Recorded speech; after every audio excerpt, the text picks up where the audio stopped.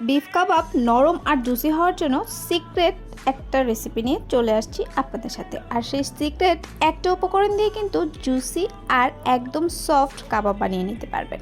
তাহলে চলেন মূল রেসিপিতে চলে যাই। প্রথমেই বলে নিচ্ছি, একদম যে লিন গোস্ত সেটা নেওয়া যাবে না। প্রথমে একটু হালকা চর্বি এরকমভাবে নেবেন, তাহলে সেই গোস্তটা কিন্তু শক্ত হয়ে যাবে না। আর আরেকটা জিনিস এখানে মেন উপকরণ আমি কী দিব সেটা আপনাদেরকে বলে দিচ্ছি। তো প্রথমেই বলছি, এই যে আমি এখানে একটু থেতলে নিয়েছি শিলপাটায় সুন্দরভাবে থেতলে নিয়ে তারপরেই দেখেন আমি কিন্তু একটু হালকা চর্বি নিয়েই নিয়েছি, তাহলে যখন ভাজবো তখন আর কি এটা নরম হয়ে আসবে না। তো এই আমি এখানে আমার উপকরণগুলো নিয়ে নিয়েছি, আর যে মেইন উপকরণ ছিল সেটাই আমি আপনাদেরকে ভিডিও করতে ভুলে গিয়েছিলাম।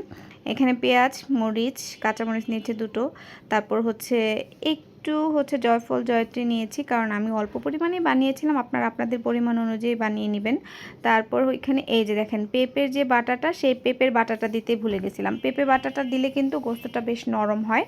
তারপর এখানে আমি হলুদ, জিরা, তারপর আরও আদার্স যে মশলা থাকে সেই মশলাগুলো আমার ঘরে হাতের সামনে যা ছিল তা দিয়েই আমি এটাকে খুব সুন্দরভাবে ম্যারিনেট করে নিয়েছি।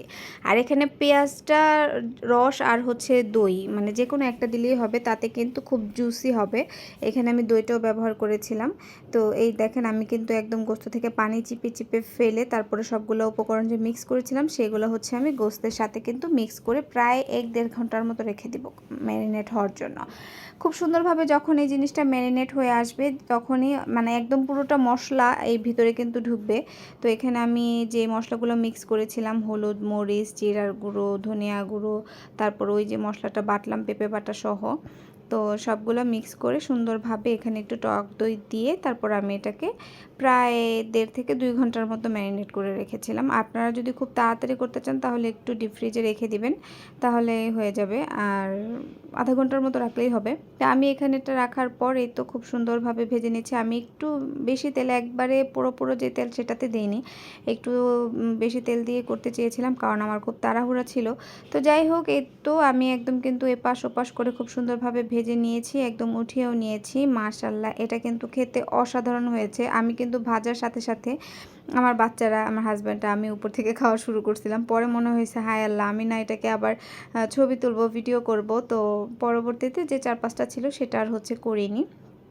তো আমার কালা কড়াই কিন্তু আমার কাছে অনেক ভালো। আমার কাছে মনে হয় এটা তেলতেলে হয়ে গেছে, তো তার জন্য আমি এই কড়াইতে নিছি। তো আপনারা এটাকে কেউ অন্যভাবে নেবেন না, কারণ এখন তো আবার কালো কড়াই দিলে মানুষের অনেক কিছু, আবার অনেকে কালো কড়াই দিয়েও ভাইরাল হচ্ছে। দেখি আমি ভাইরাল হই কিনা। তো যাই হোক, রেসিপিটা কেমন লাগলো আপনাদের অবশ্যই শেয়ার করবেন। আর সিক্রেট উপকরণটা আপনাদের সাথে তো শেয়ার করেই দিয়েছি।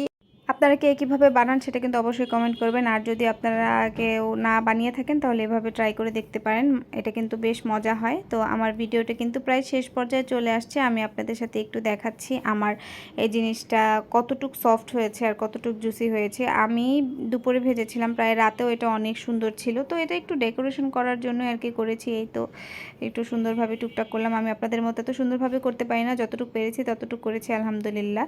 তো এটা আমার বাচ্চারা, আমার পরিবারের সবাই খুব পছন্দ করেছে। তো আপনারাও কিন্তু অবশ্যই কমেন্ট করে জানাবেন। এই দেখেন কি সুন্দর মজাদার সফট জুসি হয়েছে, খেতেও অসাধারণ, কারণ ম্যারিনেট করা ছিল, মশলাগুলো একদম ভিতর পর্যন্ত গিয়েছে, একদম খেতে সেই স্বাদ ছিল। তো আল্লাহ হাফেজ, সবাই সুন্দর সুন্দর গঠনমূলক কমেন্ট করে চলে আসবেন আমার পেজে, আমিও আপনার পেজে ইনশাল্লাহ চলে যাব। সবাই ভালো থাকবেন, সুস্থ থাকবেন, আল্লাহ হাফেজ।